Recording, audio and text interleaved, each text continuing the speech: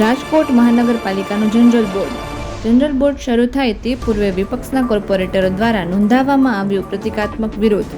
રાજકોટ શહેરના બિસ્માર રોડ રસ્તા મામલે નોંધાવવામાં આવ્યો પ્રતિકાત્મક વિરોધ।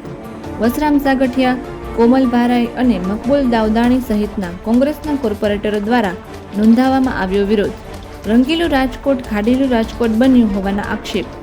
શાસક પક્ષ અને અધિકારીઓ દ્વારા રોડ રસ્તાના કામમાં ભ્રષ્ટાચાર આચરવામાં આવતો હોવાનો આક્ષેપ।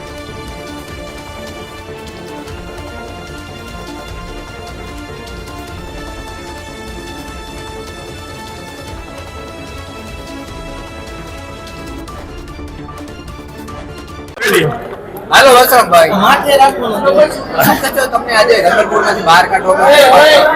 રાજકોટ મહાનગરપાલિકાના ભાજપના શાસકોને એમનો ચહેરો મેં બતાવવાથી એમને તકલીફ થઈ હોય એમાં મારો વાંક નથી।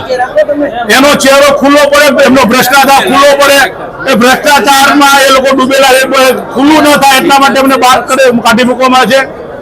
રાજકોટના આરોગ્યનો પ્રશ્ન હોય, 532 લોકોની જે ભરતી કરવાની છે એમાં 14 કરોડ ઉપરનું કૌભાંડ કરેલું છે, એનું બહાર ન પડે એના માટેનો અમને બહાર કાઢવામાં આવ્યા છે। રાજકોટમાં ડોક્ટર બાબા સાહેબ આંબેડકરની પ્રતિમા અહીંયા મૂકવાની હતી, એ નથી મૂકી, એનો ભ્રષ્ટાચાર બહાર ન પડે એટલા માટે બહાર કાઢવામાં આવ્યા છે।